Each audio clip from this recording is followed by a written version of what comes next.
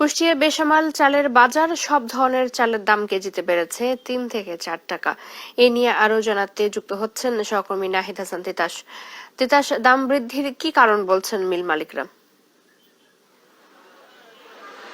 চৈতি, হঠাৎই সপ্তাহ ব্যবধানে কুষ্টিয়ার বাজারে কিন্তু একেবারেই অস্থিরতা বিরাজ করছে চালের দামে।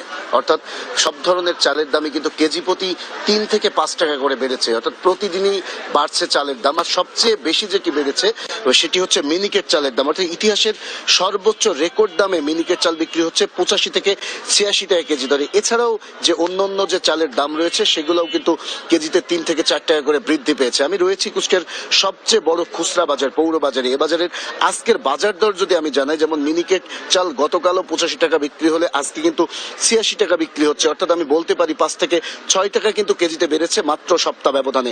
এছাড়াও যে মোটা যে আটাশ চাল রয়েছে সেটিও বিক্রি হচ্ছে ৬০ টাকা কেজি দরে এবং কাজললতা চাল বিক্রি হচ্ছে ৭৫ থেকে ৭৬ টাকা কেজি দরে। অর্থাৎ কুষ্টিয়ার বাজারগুলো ঘুরে আমি যেটি দেখেছি যে সপ্তাহ ব্যবধানে কিন্তু কুষ্টিয়ার বাজারগুলোতে অর্থাৎ ৫৬ টাকার নিচে কিন্তু কোনো চাল নেই। এই যে চালের বাজারটি লাফিয়ে লাফিয়ে বাড়ছে, একে রমজান চলছে, এখন কিন্তু আমি খুচরা যারা বিক্রেতা রয়েছে আমি তাদের সাথে কথা বলেছি। খুচরা বিক্রেতারা যেটি আমাদের বলছে, তাদের কিন্তু চালের তেমন বেচা কিনা নেই, তারপরেও কিন্তু মিল গেট থেকে তাদের বাড়তি দামে চাল কিনতে হচ্ছে। তারা এক কথাই মিল মালিকদেরই দুষছেন। তারা বলছেন যে আসলে মিল মালিকরা চালের দাম বাড়িয়েছে, তাই কিন্তু বাজারে যার প্রভাব পড়েছে এবং বাজারে এই অস্থিরতা দেখা দিচ্ছে। এদিকে এ বিষয়ে আমি যারা মিল মালিক রয়েছে আমি তাদের সাথে কথা বলেছি। তারা কিন্তু বরাবরের মতোই আগের যে অজুহাত, সেটাই যে ধানের দাম মারাত্মকভাবে বেড়েছে এবং এছাড়াও বাজারে তারা ধান পাচ্ছে না, অর্থাৎ ধানের সংকট দেখা দিয়েছে, যে কারণে তারা উৎপাদন করতে পারছে না এবং যে পরিমাণ বাজারের চাহিদা মতো চাল সরবরাহ করতে পারছে না, যে কারণে দাম বাড়ছে।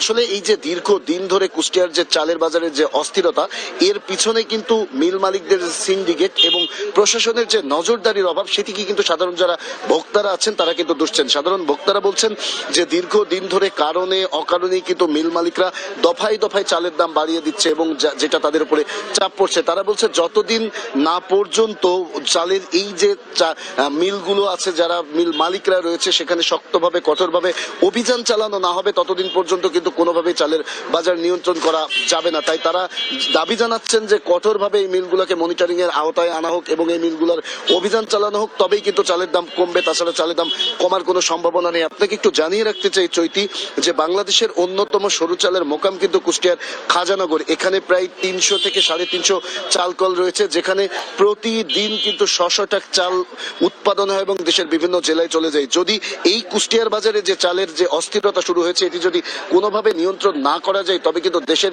চালের বাজারের যে অস্থিরতা সৃষ্টি হয়েছে এটি কিন্তু আরো বাড়বে বলেই মত দিচ্ছেন যারা সাধারণ ভোক্তা রয়েছে তারা। শুধুমাত্র আমি বলতে পারি যে গত এক সপ্তাহ থেকে, যে আমি যদি 10 দিনের কথা বলি, এই 10 দিনেই কিন্তু সরু মিনিকেট থেকে অন্য যে চাল রয়েছে সেটা কিন্তু প্রায় কেজিতে বেড়েছে ৩ থেকে ৭ টাকা পর্যন্ত।